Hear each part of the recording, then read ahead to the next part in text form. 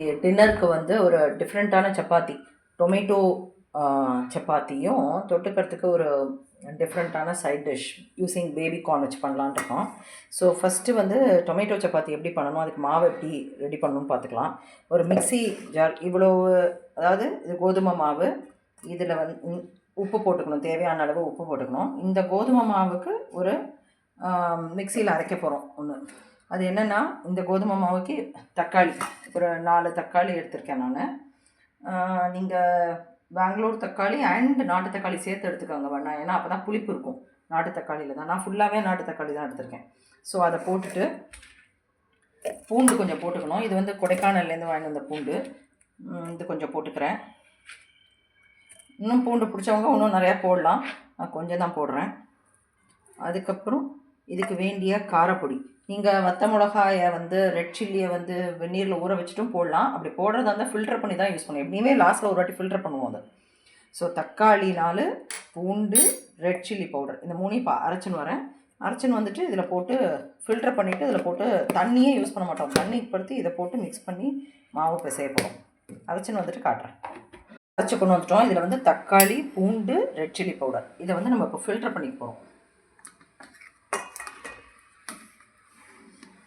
தண்ணியே இல்லாமல் தண்ணி படுத்தி இந்த மாவை பிசையறதுக்கு இதான் போட போகிறோம். ஏற்கனவே இந்த மாவில் உப்பு போட்டிருக்கோம். இப்போ இந்த மிக்சரை போட போகிறோம்.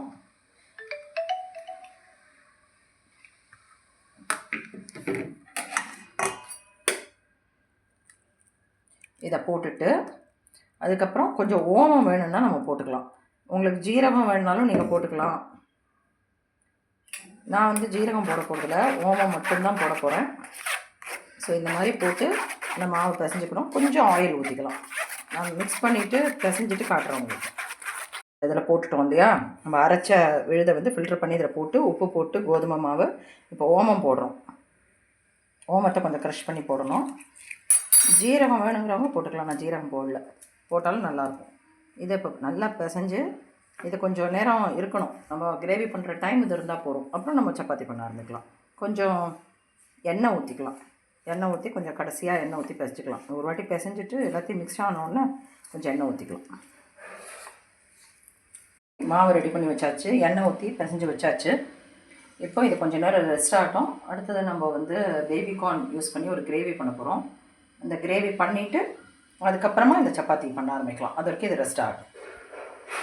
இப்போ நம்ம பேபி கார்ன் கிரேவி எப்படி பண்ணுறதுன்னு பார்க்க போகிறோம். அதுக்கு பேபி கார்ன் எடுத்து வச்சுருக்கேன். நம்ம முதல்ல வந்து ஹாட் வாட்டர் எடுத்து வச்சுருக்கோம். அதில் பேபி கார்னை முதல்ல போட்டு பிளான்ச் பண்ணிடணும்.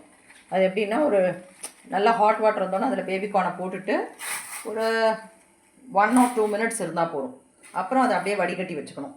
இதுக்கு தேவையான இந்த பேபி கார்ன் கிரேவிக்கு தேவையானது என்னென்னா, ஒரு 2 வெங்காயம் கட் பண்ணியிருக்கேன், 2 தக்காளி, அப்புறம் பூண்டு கொஞ்சம் எடுத்து வச்சுருக்கேன், காரப்பொடி, ஜீரகப்பொடி, தனியா பொடி, கசூரி மேத்தி, மஞ்சத்தூள், உப்பு, அப்புறம் கரம் மசாலா பொடி, எண்ணெய், இது அதுக்கு தேவை.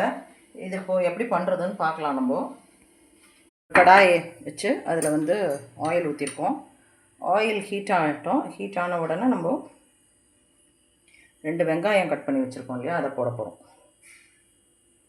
கொஞ்சம் ஹீட் ஆகட்டும். வெங்காயத்தை போட்டோம். இந்த வெங்காயம் கொஞ்சம் நல்லா வதங்கட்டும். நல்லா வதங்கின உடனே தக்காளி போடலாம். இந்த டிஷ்ஷுக்கு வேண்டிய உப்பை இப்போ போட்டுடலாம். ஸோ தட் வெங்காயமும் வதங்கும். இந்த டிஷ்ஷுக்கு வேண்டிய உப்பு போட்டுடலாம்.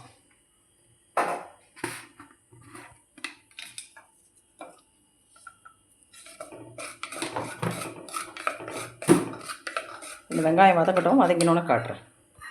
தக்காளி போட போகிறோம். எண்ணெய் ஊற்றி வெங்காயம் போட்டு உப்பு போட்டாச்சு. அது வதங்கிடுச்சு.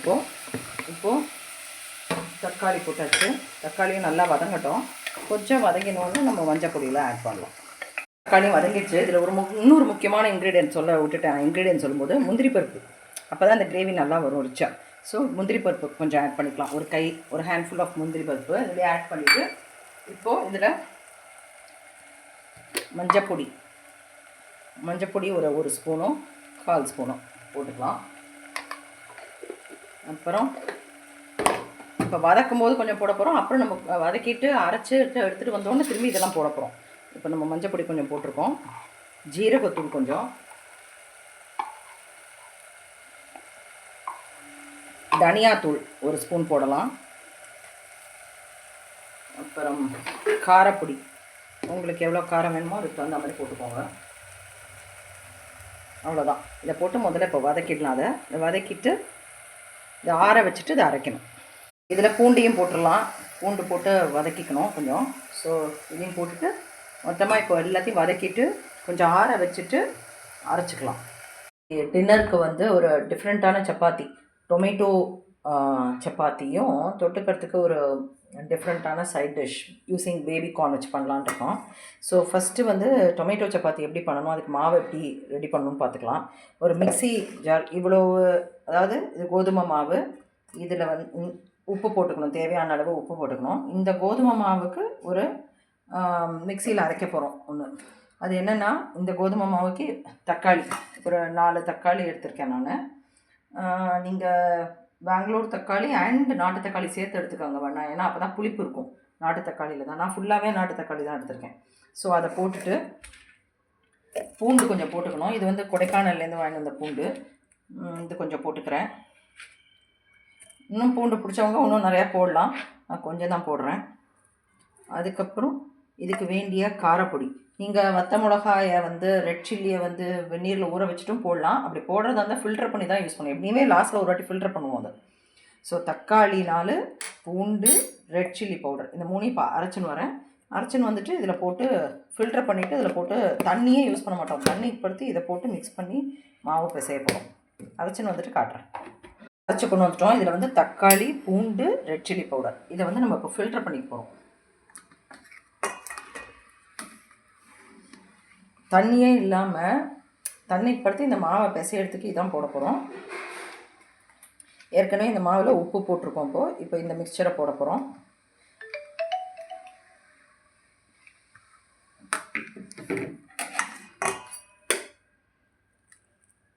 இதை போட்டுட்டு அதுக்கப்புறம் கொஞ்சம் ஓமம் வேணும்னா நம்ம போட்டுக்கலாம். உங்களுக்கு ஜீரகம் வேணுனாலும் நீங்கள் போட்டுக்கலாம். நான் வந்து ஜீரகம் போட போகிறதில்ல, ஓமம் மட்டும்தான் போட போகிறேன்.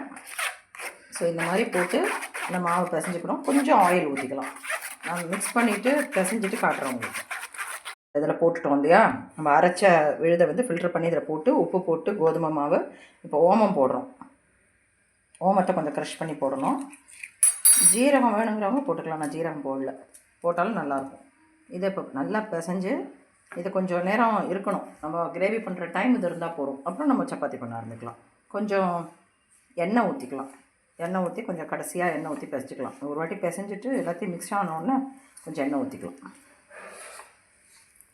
மாவு ரெடி பண்ணி வச்சாச்சு, எண்ணெய் ஊற்றி பிசைஞ்சு வச்சாச்சு.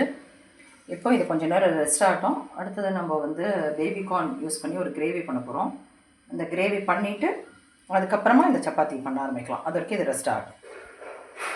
இப்போ நம்ம பேபி கார்ன் கிரேவி எப்படி பண்ணுறதுன்னு பார்க்க போகிறோம். அதுக்கு பேபி கார்ன் எடுத்து வச்சுருக்கேன். நம்ம முதல்ல வந்து ஹாட் வாட்டர் எடுத்து வச்சுருக்கோம். அதில் பேபி கார்னை முதல்ல போட்டு பிளான்ச் பண்ணிடணும். அது எப்படின்னா, ஒரு நல்லா ஹாட் வாட்டர் இருந்தோன்னா அதில் பேபி கார்னை போட்டுட்டு ஒரு 1 or 2 minutes இருந்தால் போதும். அப்புறம் அதை அப்படியே வடிகட்டி வச்சுக்கணும். இதுக்கு தேவையான இந்த பேபி கார்ன் கிரேவிக்கு தேவையானது என்னென்னா, ஒரு 2 வெங்காயம் கட் பண்ணியிருக்கேன், 2 தக்காளி, அப்புறம் பூண்டு கொஞ்சம் எடுத்து வச்சுருக்கேன், காரப்பொடி, ஜீரகப்பொடி, தனியா பொடி, கசூரி மேத்தி, மஞ்சத்தூள், உப்பு, அப்புறம் கரம் மசாலா பொடி, எண்ணெய், இது அதுக்கு தேவை. இது இப்போது எப்படி பண்ணுறதுன்னு பார்க்கலாம். நம்ம கடாயை வச்சு அதில் வந்து ஆயில் ஊற்றிருக்கோம். ஆயில் ஹீட் ஆகட்டும். ஹீட் ஆன உடனே நம்ம 2 வெங்காயம் கட் பண்ணி வச்சுருக்கோம் இல்லையா, அதை போட போகிறோம். கொஞ்சம் ஹீட் ஆகட்டும். வெங்காயத்தை போட்டோம். இந்த வெங்காயம் கொஞ்சம் நல்லா வதங்கட்டும். நல்லா வதங்கின உடனே தக்காளி போடலாம். இந்த டிஷ்ஷுக்கு வேண்டிய உப்பை இப்போ போட்டுடலாம். ஸோ தட் வெங்காயமும் வதங்கும். இந்த டிஷ்ஷுக்கு வேண்டிய உப்பு போட்டுடலாம்.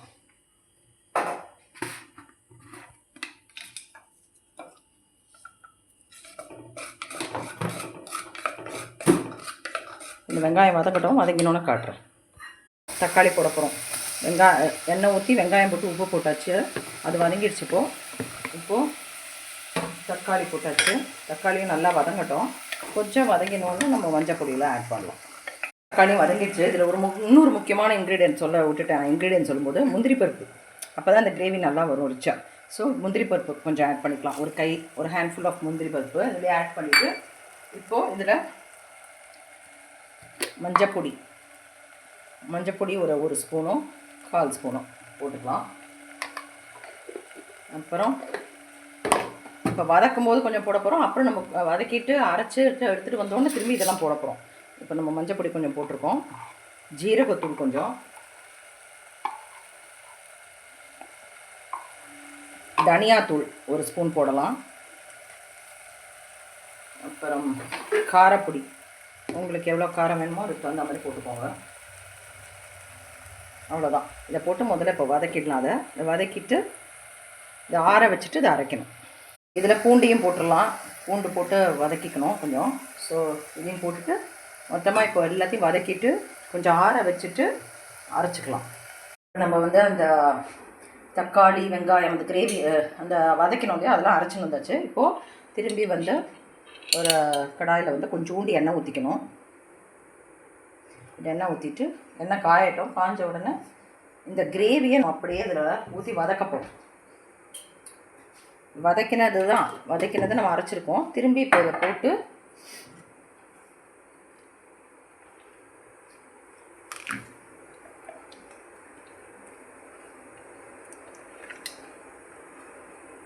இதை போட்டு நல்லா தண்ணி ஊற்றி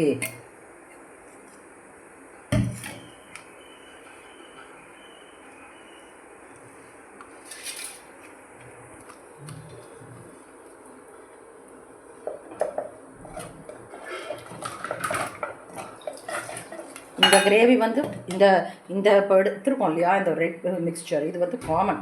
இதை நீங்கள் வந்து பேபிகார்ன் போட்டு பண்ணலாம், கேப்சிகம் போட்டு பண்ணலாம், இல்லை ரெண்டும் சேர்த்து பண்ணலாம், இல்லை பன்னீர் மசாலா மாதிரி பண்ணுறீங்களா, அந்த மசாலா இதுதான் அது.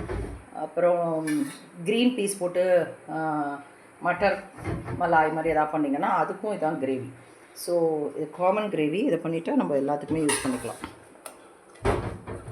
ஸோ இதில் இப்போ என்ன பண்ண போகிறோம்னா, முன்னாடியே நம்ம ஆட் பண்ணியிருக்கோம் தனியா பொடிலாம், இதிலெல்லாம் கொஞ்சம் இப்போ ஆட் பண்ண போகிறோம், ரொம்ப ஆட் பண்ண போகிறது இல்லை.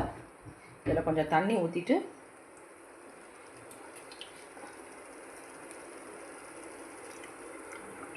நம்ம உப்பு முன்னாடியே போட்டாச்சு.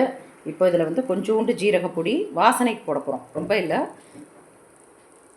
ஜீரகப்பொடி, கொஞ்சம் தனியா பொடி முன்னாடியே போட்டிருக்கோம், இப்போ நம்ம சும்மா கொஞ்சம்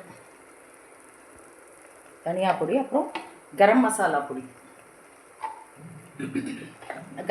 பொடியாக போடலாம். நான் வந்து என்ன பண்ணியிருக்கேன்னா, கரம் மசாலா பொடி கடையில் வாங்குறதை பற்றி நான் வந்து ஃப்ரெஷ்ஷாக பண்ணுவேன். ஏலக்காய், கிராம்பு, பட்டை, கொஞ்சோண்டு பிரியாணி இலை எல்லாத்தையும் வந்து ஒரு ட்ரை ரோஸ்ட் பண்ணிவிட்டு அப்படியே மிக்சியில் பொடி பண்ணியிருக்கேன். அதை போட்டால் நம்மளுக்கு நல்லது இல்லையா, அதனால அது இப்போ கொதிக்கும் போதே கொஞ்சம் கசூரி மேத்தி போடணும். அதுக்கப்புறமாவும் திரும்பி லாஸ்ட்டில் நம்ம இறக்கும் போதும் கசூரி மேத்தி போடணும். அதாவது ட்ரை மேத்தி லீவ்ஸ், வெந்தயக்கீரையை ட்ரை பண்ணி வச்சுருப்போம் இல்லையா, அதுதான் கசூரி மேத்தி. அதையும் போட்டு கொஞ்சம் தண்ணி விட்டு கொதிக்க விடலாம். அதில் நம்ம இதையும் போட்டுடலாம். அந்த நம்ம பிளான்ச் பண்ணி வச்சுருந்த